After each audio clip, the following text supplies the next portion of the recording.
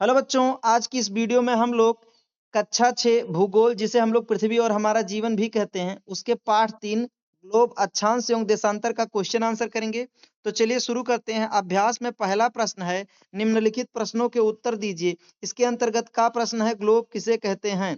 तो इसके अंतर्गत उत्तर लिखेंगे, ग्लोब पृथ्वी का लघु रूप में एक वास्तविक प्रतिरूप है। ठीक है, वास्तविक प्रतिरूप मॉडल है। ग्लोब स्थिर नहीं होते हैं, इनको कुम्हार की चौक या लट्टू के समान घुमाया जा सकता है। हमारी पृथ्वी भी इसी प्रकार अपनी अक्ष धुरी पर घूमती है। ग्लोब पर महाद्वीपों, महासागरों और देशों को उनके सही आकार के अनुसार दिखाया जाता है।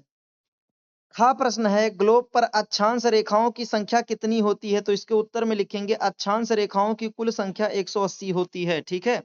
गा प्रश्न देखते हैं, अक्षांश रेखा किसे कहते हैं? गा प्रश्न है, अक्षांश रेखा किसे कहते हैं? तो इसके उत्तर में लिखेंगे, दोनों ध्रुवों के बीच ग्लोब पर खींची गई काल्पनिक रेखाओं को अक्षांश रेखा कहते हैं। ये पूरब से पश्चिम खींची गई हैं। ठीक है।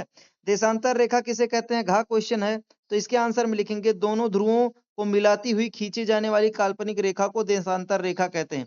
यानी उत्तरी ध्रुव और दक्षिणी ध्रुव दोनों को मिलाते हुई जो रेखा खींची जाती है उसे देशांतर रेखा कहते हैं।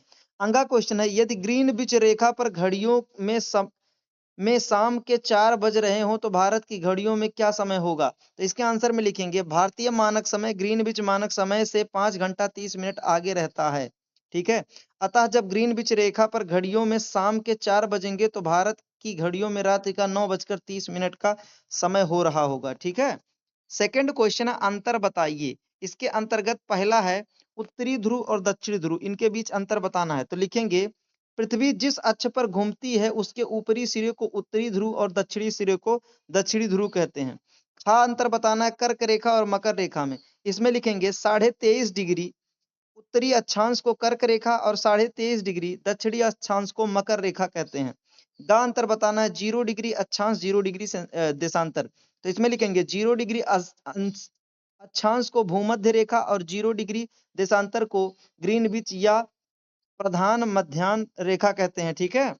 आगे का देखते हैं, घा वाला, आर्कटिक वृत्त और अंटार्कटिक वृत्त में अंतर बताना। तो लिखेंगे, 66.5 या 66 सही 1/2 डिग्री उत्तरी अक्षांश को आर्कटिक वृत्त और 66.5 दक्षिणी अक्षांश को अंटार्कटिक वृत्त कहते हैं। तीसरा क्वेश्चन है, सही शब्द चुनकर खाली स्थान को भरिए। ठीक है। सही शब्द चुनकर हमें खाली जगह भरना है। यहाँ पर हमको 3 ऑप्शन दिया गया है, 180 डिग्री, 90 डिग्री, 66 डिग्री। तो इसमें भरेंगे, प्रधान देशांतर रेखा को ठीक विपरीत 180 भरा जाएगा। ठीक है। देशांतर रेखा होती है। खा वाले में अक्षांश देशांतर रेखाओं का मापन डिग्री में किया जाता है, डिग्री भरा जाएगा।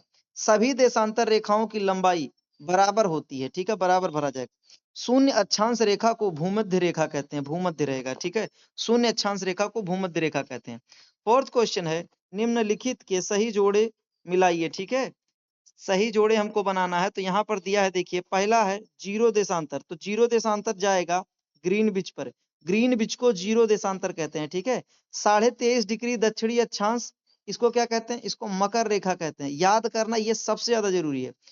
66.5 डिग्री उत्तरी अक्षांश, ये किस पे जाएगा? आर्कटिक वृत्त पे, आर्कटिक वृत्त पे। 90 डिग्री दक्षिणी अक्षांश, ये जाएगा दक्षिणी ध्रुव पे। ठीक है। और 180 डिग्री देशांतर, ये जाएगा अंतरराष्ट्रीय तिथि रेखा। ठीक है। अंतरराष्ट्रीय तिथि निर्णायक रेखा, ये अंतरराष्ट्रीय तिथि रेखा। तो प्यारे बच्चों, यहाँ पर आपके सभी क्वेश्चंस का आंसर खत्म हो रहा है। अगर आप क्लास 6 में हैं तो आप इस चैनल को सब्सक्राइब कर लीजिए। चाहे भूगोल हो, विज्ञान हो, इंग्लिश हो, हिंदी हो या गणित हो, हर सब्जेक्ट का सॉल्यूशन मैं लगातार एक एक करके आपको प्रोवाइड करा रहा हूँ। तो आप लोग मेक श्योर करिए कि आपने इस चैनल को सब्सक्राइब किया है और मन लगा के पढ़ते रहिए। मिलते हैं अगली क्लास में।